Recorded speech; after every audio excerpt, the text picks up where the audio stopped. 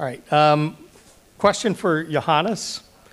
You briefly discussed jump lifts and the benefit that they may bring to the construction, but could you elaborate on some of the other benefits that jump lift technology and the use of jump lifts during construction brings to the owner and the general contractor?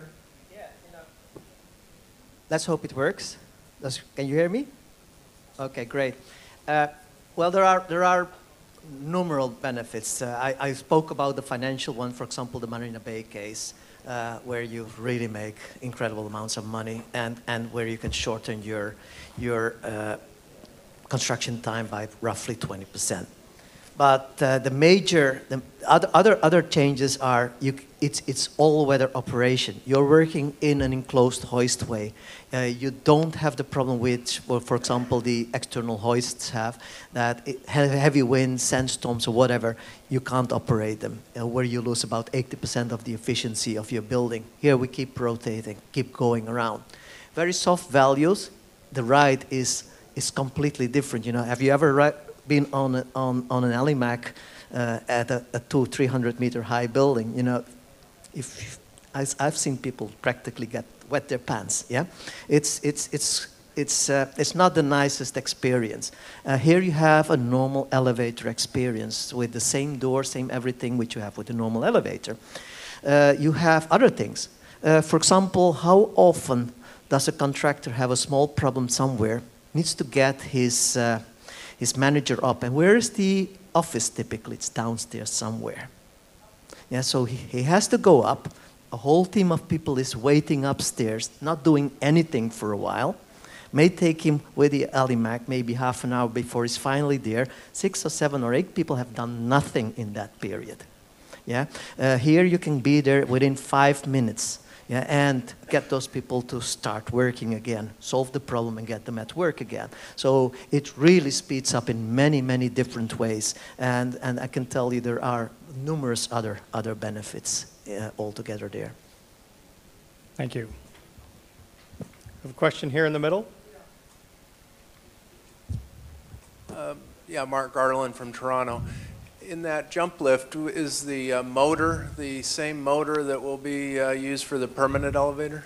That depends. You know, there is one other partner in the job. It's not only the contractor. You also have the owner, and of course, the owner would like to have a brand new elevator. Yes, with his warranty and everything on it. So it could be reused if there is enough life left, which typically there is. If it could be the final motor, but very often, just because of contractual reasons, you will replace it, and you will replace all materials that wear. Yeah, so it depends on the contract. It depends on what you can get, but if we can reuse it, we will reuse it. Then one other question for John. So this transit management measurement that you advocate. Who might be the governing body that would do that? Well, that's a great question. I think that's why, you know, we're grappling with this a lot. And you know, one of the things, I guess, the way we went through this process, I mean, you start thinking, well, who owns this whole environment? Not only the governing body, but who owns? Should it be the elevator company? Should it be somebody else? And I guess, you know, the view we've always taken is that for an elevator company to stretch out and do those other control efforts in the building sort of makes some sense. We already do something pretty difficult. We're running trains up and down your building with all the safety issues and everything that goes along with that. So the brand stretch out and do these other things makes sense. For an access control company to start running elevators, well, you know, not in my building. So I think that the broader question is, first of all, you know, who should do it, and then you have to look at all the aspects. And frankly, I think the answer is there are going to be a number of people competing for that. Clearly, the elevator code authorities will be one of them.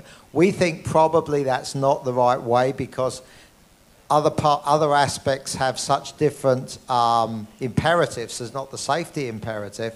But, you know, the answer is I think it will evolve. I don't have an opinion right now. I think we're at the start of this, and as we move through, yeah, but the elevator consultant, okay. I'll just give you my 2 penneth, because as elevator consultants, one of our role is to coordinate lots of other building services with the elevator installation.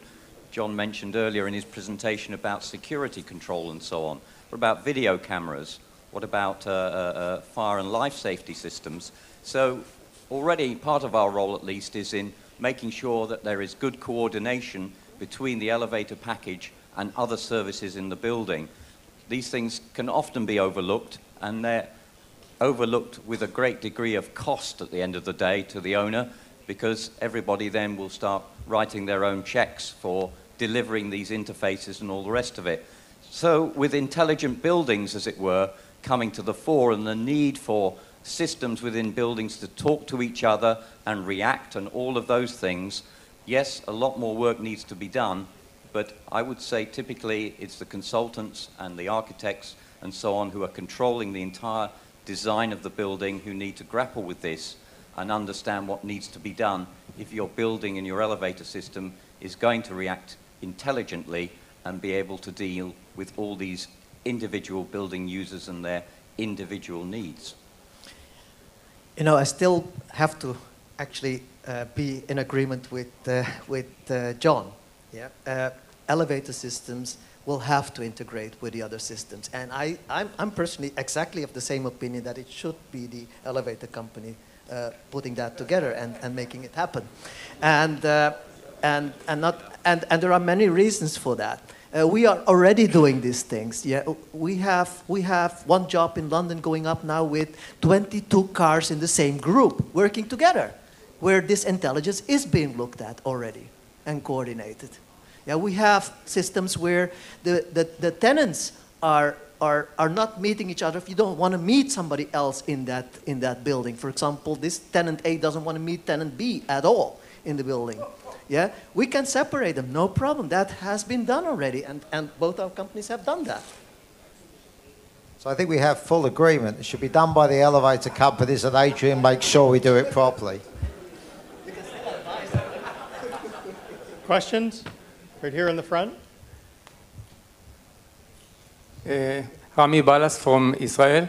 I wanted to ask Johannes about the efficiency of the double-deck cabins. How do you control how many people will go to the first level and to the second level of the elevator? Okay. First of all, at the ground floor, we typically still use this odd-even arrangement. Yeah, typically because if you know the ways to get there are typically so long that just walking speeds can cause problems. If we really go into very deep personalization, you could solve that problem partially, not fully. You could not solve, for example, being injured overnight. You will actually have to take your phone. Yeah, once you have the phone, you can change your parameters. I hurt myself and I'm slower today. Yeah, so there we keep the odd-even arrangement. That is typically what we will do. On the other floors, earlier we had this system where, which Otis brought out with a trailing deck system. There we didn't have equal opportunity for the car. But if you use genetic algorithms where you can handle incredible amounts of optimization in your systems with artificial intelligence, etc., there is no problem to actually choose the best deck for that purpose and keep loading levels more or less equal. There's not a problem. And Adrian got that very well and actually was the first guy to specify that, and we did that for them.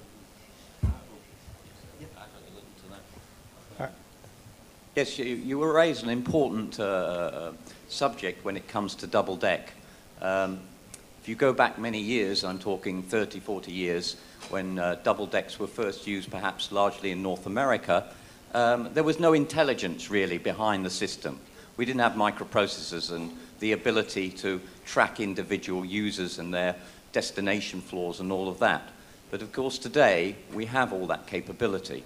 And that enables us to use double-deck elevators in a far more intelligent way and make use of the resources of each deck according to demand and individual users' requirements. But going right back to basics, the whole circulation planning of the main lobby of the building is vitally important. Johannes mentioned things like walking time. There are limits on these distances and so on, and you have to make sure that you respect all of these basic design rules when you first set about planning your building. But today, with double decks, in light traffic, you might only be using them like a group of single deck lifts. So, you know, you don't have to, depending on how your lobby's designed, you might not have to go to an upper lobby or an alternate lobby during non-peak periods. We tend to design these systems now so that they're very democratic, in inverted commas. You might not always take an escalator to go use the upper deck. It could vary from day to day. As I say, with the systems now more intelligent, they can minimize the other deck loading phenomenon that sometimes you saw with old-fashioned double-deck systems, again, causing frustration for passengers. So these kinds of things can be addressed now sensibly and intelligently, and therefore it remains just to make sure that the physical limitations of the layouts and the geometry and the circulation paths in buildings are designed effectively and efficiently in order that the technology can perform. Let me just say one thing. I think some people here are going to go to Hong Kong. When you go to Hong Kong, go into ICC, which is mostly double-deck elevators, and see if you can actually figure out which ones are when you're riding into floor. Because really, the things that both Adrian and Johannes were talking about, in that building, you really don't get a sense that you're using a double-deck elevator because of the intelligence behind it. All right. I have a question for Adrian. Is that possible? Okay. If you allow me. And then last one.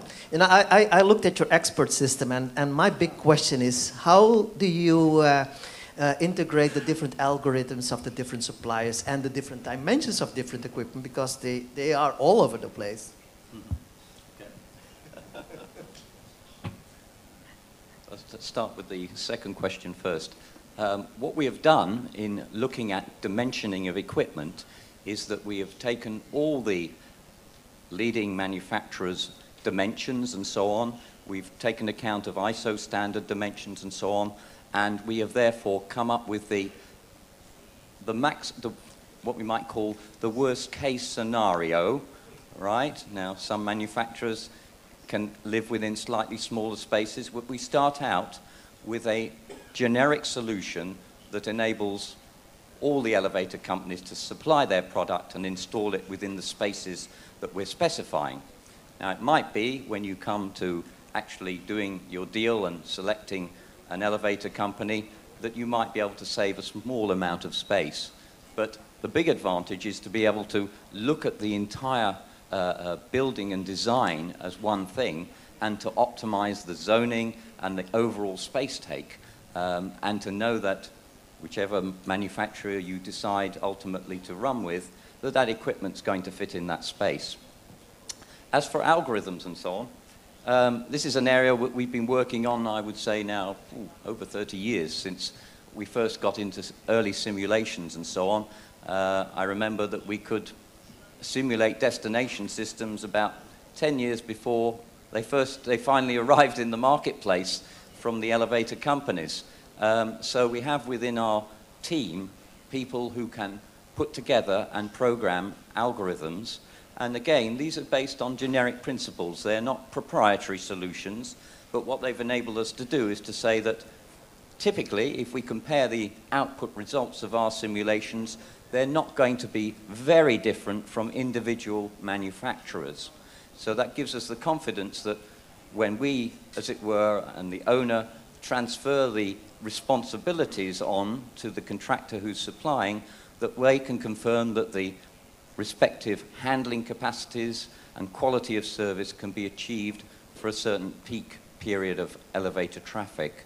So yes, there's a lot involved in that, and as I said, it's taken many years in order to develop those algorithms and to put sensible algorithms in place in the background in order to simulate systems, because there is a degree of divergence out there between different manufacturers and approaches and so on, but one's got to take a view as to what is generally available and what typical performance one would get from these systems. Johannes, John, Adrian, thank you.